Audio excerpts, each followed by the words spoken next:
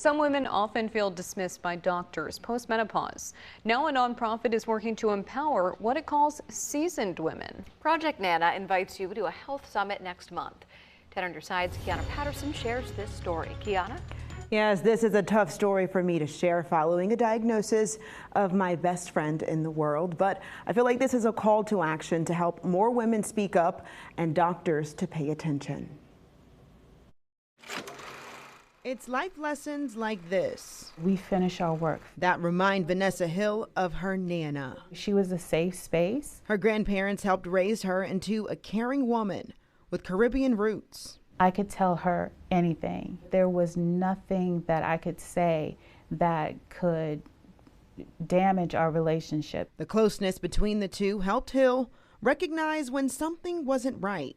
She had problems going to the restroom. And although Nana was going to the doctor regularly, she was diagnosed with stage 4 uterine cancer. The tumor had sealed, part of her bowel. Her Nana died just 2 weeks after the diagnosis in 2010. Anger really kind of rearranged who I was. And I believe God gave me a mission at that point, a decision to create Project Nana. The nonprofit works to empower what it calls seasoned women by sharing information on gynecologic and cancer awareness. Knowledge is potential power, but you have to use it, educate, and agitate in order for it to really be useful. Project Nana hopes to challenge misleading and outdated recommendations, like women over 65 or post-menopause do not need to get checked regularly. It really is not a true assessment.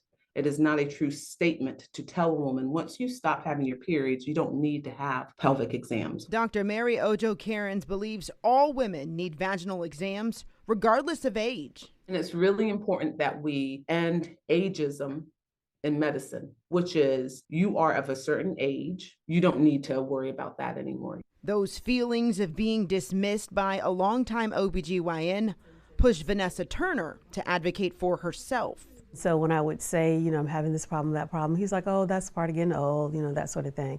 And I got to the point where I felt like, he just wasn't even listening to me. Turner switched doctors and requested an annual pap smear. Then in 2022, she was diagnosed with stage 3 endometrial cancer at 60 years old. It was devastating. It really was. I had no idea that this would happen to me. She credits her husband and prayers from her First Baptist Church of Norfolk family for helping her through the treatments. I had a great support system. And now she's joining Project Nana to encourage other women to listen to your body and demand additional testing if you notice changes. You know your body and you can advocate, knowing what the symptoms and signs are and knowing your rights.